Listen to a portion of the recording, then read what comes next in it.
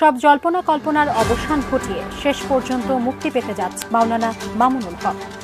কাজী আজকে ওঠো, শপথ নাও, 200 কোটি মুসলমান, ভেদাভেদের সময় আর নাই। আসসালামু আলাইকুম ভিউয়ার্স, দেশ ও দেশের বাহির থেকে যারা আমার ভিডিওটি প্লে করেছেন জানাচ্ছি আন্তরিক শুভেচ্ছা ও অভিনন্দন। আশা করি সবাই ভালো আছেন, সুস্থ আছেন, আলহামদুলিল্লাহ। তো ভিউয়ার্স, বাংলাদেশে মোদি বিরোধী আন্দোলন সহ বিভিন্ন ধর্ষণ মামলা থেকে ছোট বড় বিভিন্ন মামলায় দীর্ঘদিন কারাবরণ করার পরে আল্লামা মামুনুল হক এখন জামিনে মুক্তি এবং মুক্ত বাতাসে তিনি স্বাধীনভাবে আছেন। সে সম্পর্কে ভয়াবহ পরিস্থিতি সম্পর্কে সেখানকার অবস্থান জানবো সরাসরি লাইভে। সো ভিডিওতে যাওয়ার আগে ছোট্ট রিকোয়েস্ট করবো, যারা এখনও চ্যানেলটি সাবস্ক্রাইব করেনি, নিয়মিত দেশের সকল আপডেট সবার আগে জানতে অবশ্যই চ্যানেলটি সাবস্ক্রাইব করে পাশে রাখবেন। ভিউয়ার্স, আসুন স্ক্রিনে।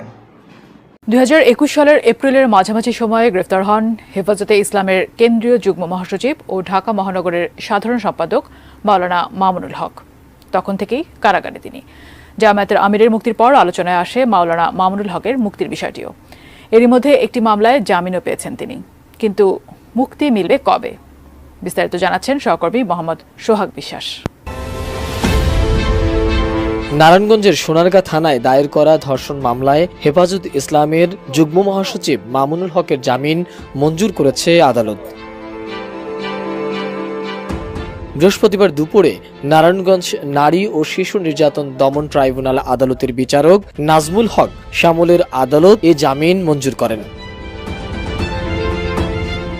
এদিন আসামিপক্ষের আইনজীবী অ্যাডভোকেট AKM ওমর ফারুক নয়ন সহ অন্যান্য আইনজীবীরা মামুনুল হকের জামিনের পক্ষে শুনানি শেষে জামিন মঞ্জুর করেন। তবে জামিন শুনানির সময় মামুনুল হক আদালতে উপস্থিত ছিলেন না। আসামিপক্ষের আইনজীবী অ্যাডভোকেট AKM ওমর ফারুক নয়ন জানান, জামিনের পক্ষে যুক্তিতর্ক উপস্থাপন করা হয়েছে, মেডিকেল বোর্ডের রিপোর্ট তুলে ধরা হয়েছে। রিপোর্টে বাদী বলেছে স্বেচ্ছায় শারীরিক সম্পর্ক স্থাপন করা হয়েছে। মামুনুল হকের সঙ্গে তার বৈবাহিক সম্পর্ক চলমান বলেও জানান তিনি। সেই সঙ্গে বাদীর ছেলে আদালতে সাক্ষী দিয়েছেন তার মায়ের সঙ্গে মামুনুল হকের বিয়ে হয়েছে। আদালত বিষয়গুলোকে বিবেচনা করে জামিন মঞ্জুর করেছেন। এর আগে বাংলাদেশ খেলাফত মজলিসের মহাসচিব মাওলানা মামুনুল হকের মুক্তির দাবিতে পুরানা পল্টনে কেন্দ্রীয় কার্যালয়ের এক সংবাদ সম্মেলন করেছেন। এতে লিখিত বক্তব্য পাঠ করেন সংগঠনের আমির শাইখুল হাদিস আল্লামা ইসমাইল নূরপুরি।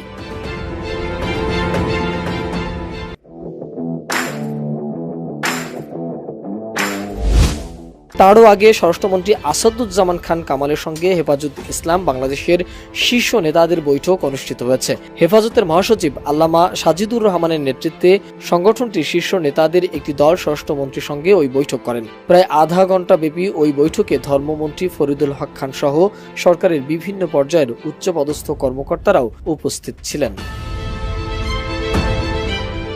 ওই বৈঠকে হেফাজতের নেতারা জোরালোভাবে দুটি দাবি উত্থাপন করেছেন। এর মধ্যে অন্যতম রমজান মাসের মধ্যেই নিঃশর্তভাবে মাওলানা মামুনুল হকের মুক্তি দিতে হবে। অন্যটি 2013 সাল থেকে এখন পর্যন্ত হেফাজত ইসলাম বাংলাদেশের নেতাকর্মীদের নামে দায়েরকৃত সব মিথ্যা মামলা প্রত্যাহার করতে হবে।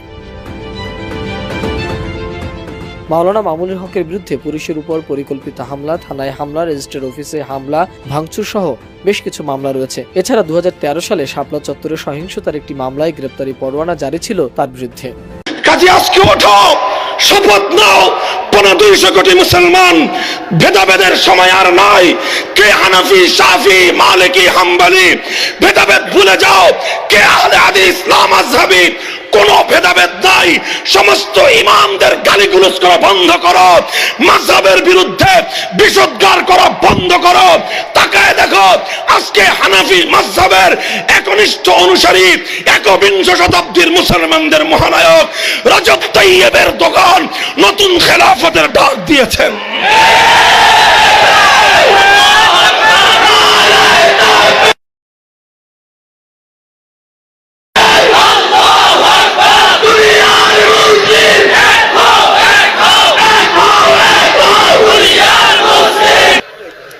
কি হলেন আপনারা মুসলমানদের যুবক?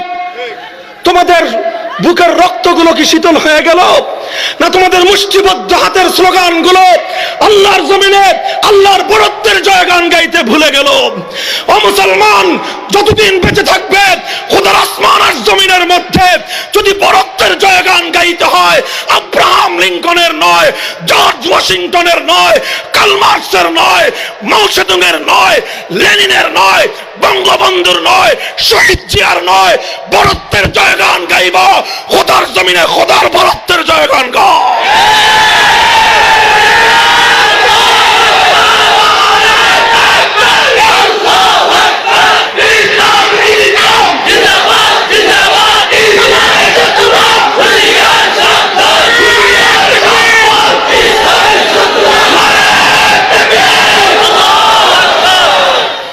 আল্লাহ পাক রব্বুল আলামিন আপনাদেরকে হিম্মত বৃদ্ধি করে দেন, বুকের সাহস বাড়ান, জোশ বাড়ান।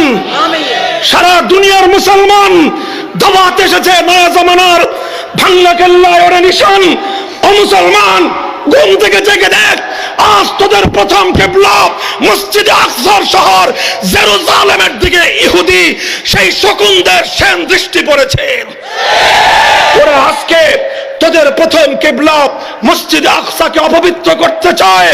মসজিদে আকসার শহর হাজার বছরের মুসলমানদের কলিজার টুকরা জেরুজালেমকে আজকে ওরা দখল করতে চায়।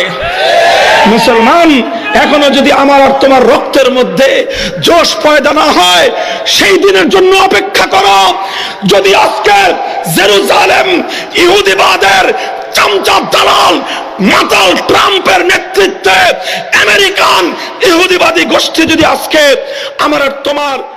দর্শক, স্ক্রিনে আমরা সে সম্পর্কে বিস্তারিত জানলাম। এ বিষয়ে আপনাদের মতামত কমেন্টে জানান, কেউ ভিডিওটি স্কিপ করবে না। আল্লামা মামুনুল হক সম্পর্কে আগামী কর্মসূচি এবং বর্তমানে তিনি রাজনৈতিক আবারও ইস্যুতে জড়াবেন কিনা, সর্বশেষ অবস্থানে বিস্তারিত জানবো এই রিপোর্টে।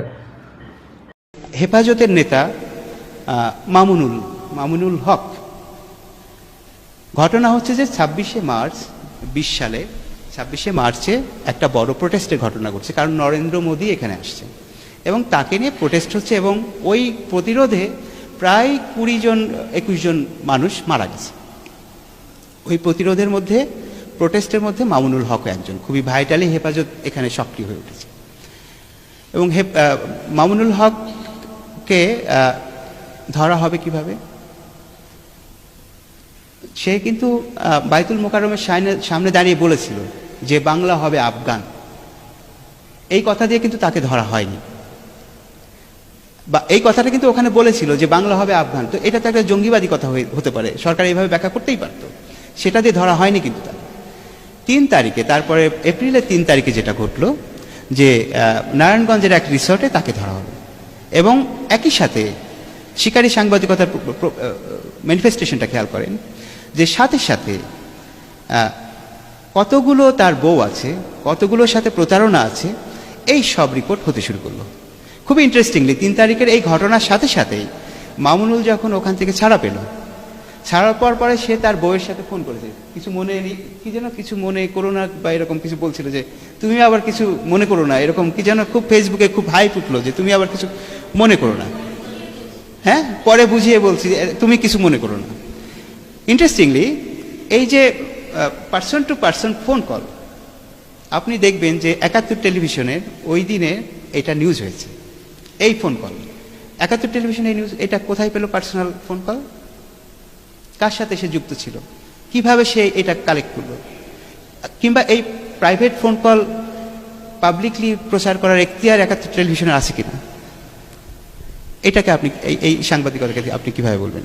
মামুনের অপরাধ থাকতেই পারে, সেটা বিচার হতেই পারে, কিন্তু যে কারণে তাকে ধরার কথা সেটা কিন্তু তাকে ধরা হয়নি। তাকে ধরা হচ্ছে নারীর একটা কেলেঙ্কারি, নারী নানান কিছু, এই সব কিছু বলা হচ্ছে এবং তাকে, এবং 71 টেলিভিশন একা না, সময় টেলিভিশন আছে, এই যে সময়ের আমার স্টুডেন্টও আছে এখানে, যে সময় টেলিভিশন আছে এবং আরও বেশ কিছু নিউজ এজেন্সি একই সাথে এই নিউজগুলো করতে থাকলো। আমি এখানে বেশ কয়েকটা রিপোর্ট রেখেছি, আমার আর ফ্যাক্ট চেকার যারা আছে তারা আমাকে পাঠিয়েছে যে মামুনুল কেসের ক্ষেত্রে যেটা হয়েছিল যে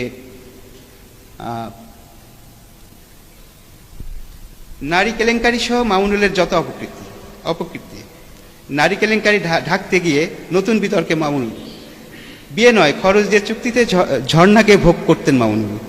এবার মামুনুলের সমকামিতা ও দুর্নীতি তদন্তে পুলিশ, মামুনুলের চতুর্থ বিয়ে সমকামিতা দুর্নীতি নিয়ে তদন্ত, আরও হাজার হাজার রিপোর্ট আছে, আমি কয়েকটা মাত্র রেফারেন্স দিলাম। যে রিপোর্টগুলো মূলত যে ইস্যুতে কথা বলা দরকার সাংবাদিক হিসেবে, একজন সাংবাদিকের যা নিয়ে কথা বলা দরকার, সেখান থেকে সম্পূর্ণ মনোযোগ অন্যদিকে সরিয়ে দিচ্ছে এবং একটা এই যে মানুষকে স্বীকার করছে এবং একই সাথে স্বীকার করছে মামুনুল। কারণ মামুনুল মোদির বাংলাদেশে আসাকে প্রোটেস্ট করেছে, যেটা হেফাজতে ইসলাম করতে পারে না। কেননা হেফাজতে ইসলাম হচ্ছে সরকারের সাথে কানেক্টেড একটা সংগঠন বলে আমরা সবসময় ধরেছি, কারণ সরকার তাকে নানাভাবে প্রিভিলেজ দিয়েছে নানা সময়। শফি সাহেব, স্ক্রিনে আমরা সে সম্পর্কে বিস্তারিত জানলাম। এ বিষয়ে আপনাদের মতামত কমেন্টে জানান। সো আজকের ভিডিও এই পর্যন্ত। ভালো লাগলে লাইক অ্যান্ড কমেন্ট করবেন এবং দেশের সকল আপডেট সবার আগে জানতে অবশ্যই চ্যানেলটি সাবস্ক্রাইব করে পাশে রাখবেন। দেখা হবে পরবর্তী ভিডিওতে ইনশাআল্লাহ। আসসালামু আলাইকুম ওয়া রাহমাতুল্লাহ।